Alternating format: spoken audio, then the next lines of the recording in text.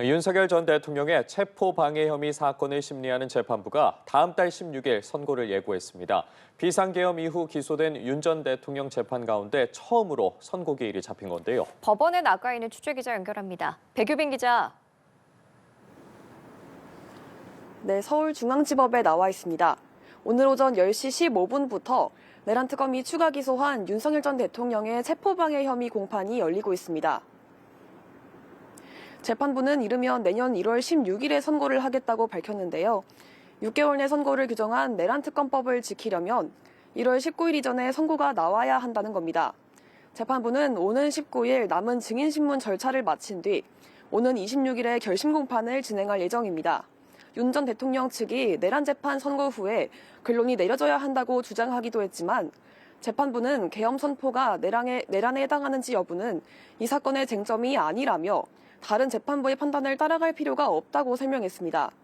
윤석열 전 대통령이 받고 있는 4개의 재판 가운데 가장 먼저 선고가 내려질 것으로 보이는데요.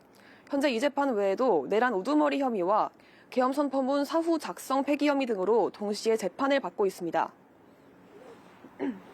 네, 한편 오늘 오전 법원에서는 김건희 씨의 최측근 이종호 전 대표에 대한 결심 공판이 진행됐습니다. 이 전 대표 측이 최후 변론에서 김건희 씨와 관련된 새로운 주장을 했는데 어떤 내용이었습니까? 네, 그렇습니다. 변호사법 위반 혐의로 기소된 이종호 전 블랙펄 인베스트먼트 대표에 대한 결심 공판이 오늘 열렸습니다. 이 전 대표 측은 특검의 수사에 협조했다고 강조하며 새로운 주장을 내놓았는데요. 이 전 대표의 변호인은 최후 변론에서 김건희에게 수표로 3억 원을 준 적이 있다며 김건희 특검에서 그 부분을 이야기했다고 주장했습니다. 과거 도이치모터스 주가 조작 사건 수사 당시에 밝혀지지 않았던 새로운 사실은 진술한 만큼 수사에 협조했다는 취지입니다.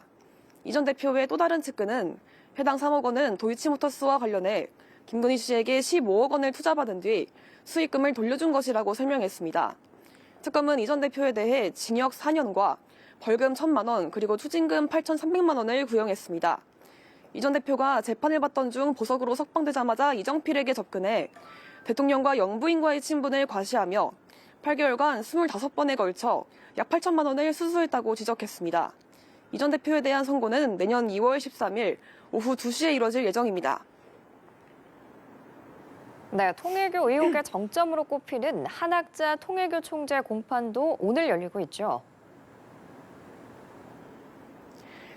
네, 법원은 오늘 오전부터 한학자 통일교 총재에 대한 공판 기일을 진행하고 있습니다.